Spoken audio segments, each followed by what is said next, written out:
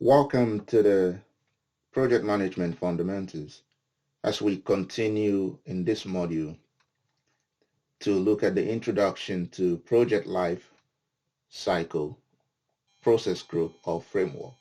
Now, all of this name more or less mean the same thing when we talk about the phases that a project has to go through.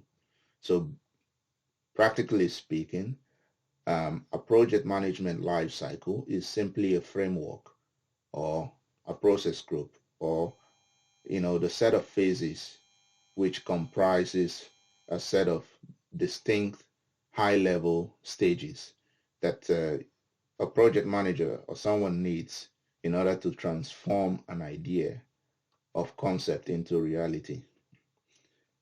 In other words, if you would want to execute a project even in your home or anywhere, you want to define the steps you want to follow.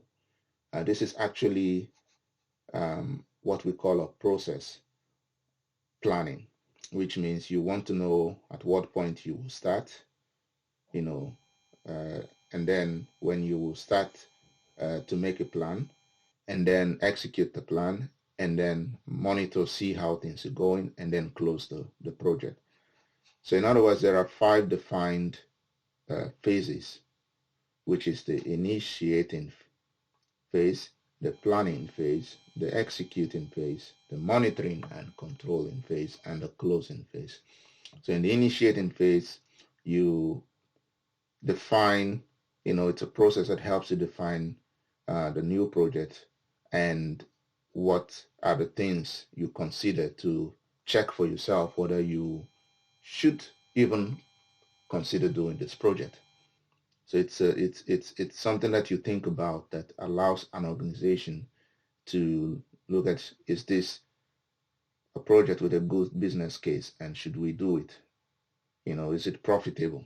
And when that is accepted or known or agreed, then there need to be some kind of planning that shows how to look at the progress or establish the scope, rather, and define the course of action that is required to meet the objectives of the project or the phase. So in this case, you do planning, that you plan all kinds of both people, resources, cost, and everything that you need to take into account. And after the planning, you need to start executing. And this is where you try to complete the work that you've planned or defined. And while you're executing, you also are more or less doing the next phase, which is controlling and monitoring, or the other way around, monitoring and controlling. In that way, you track progress of your execution, if things are delivered, if plan is going according to agreements, and if not, can we take corrective actions where and if required. And this is something that you do continuously in a loop, even with the monitoring and controlling that can also start from the initiation phase. And the moment you're able to get all your deliverables, execute them properly, manage the risk, then you can define what do we need in order to close this project. And this is where you get to the closing phase, where there are agreements and things that are needed to close the project. So, but there are also other things that are related to these 5 phases. So which means you need to consider, for example, if you look at the framework, what kind of tools, what are the values we need to get from each phase, and what are the characteristics or output that are expected. And in some cases, some projects, before the initiation, looks at the intake. So if you consider the tools and values and you look at the project framework, for some projects, they start from the intake, which is before the initiation.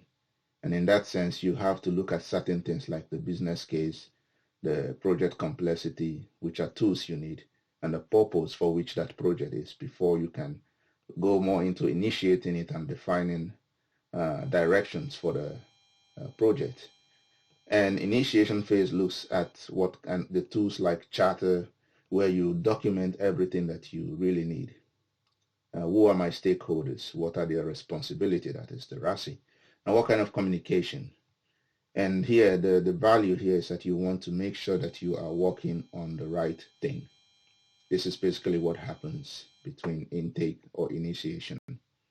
And then you go to planning, where you have tools like scope definition, work breakdown that we need to do. What is the schedule, the overall plan, and how much budget? What are the risks we take? What is the quality expected? We define that and we plan for that, how to achieve that. And the purpose is simply to outline the work that you require to complete the overall project and get your objectives done.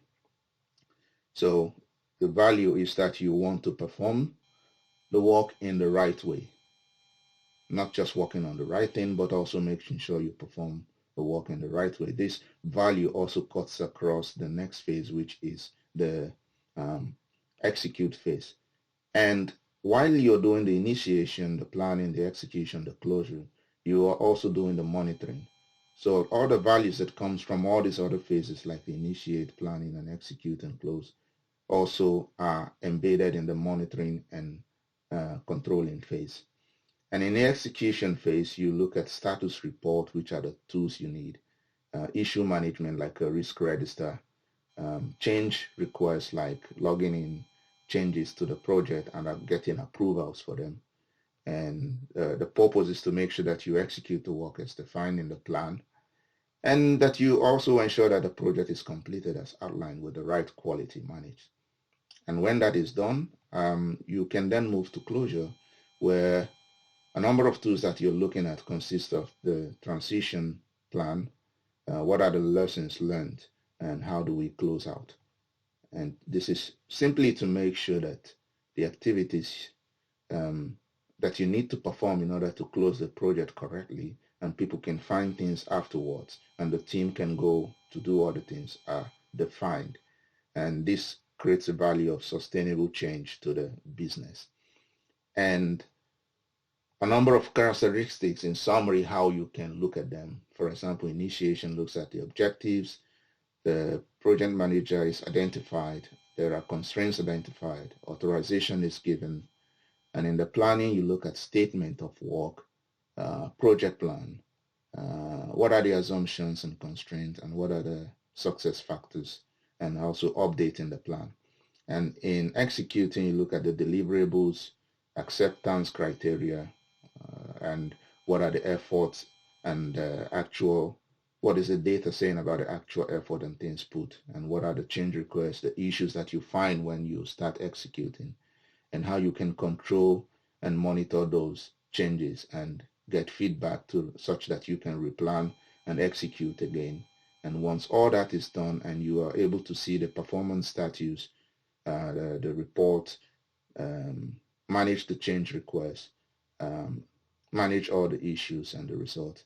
And once all the deliverables are there in the execution while you're managing and controlling, then you can move to closure, and where you fulfill all the agreements, both legal and otherwise, that is agreed in order to come to a closure.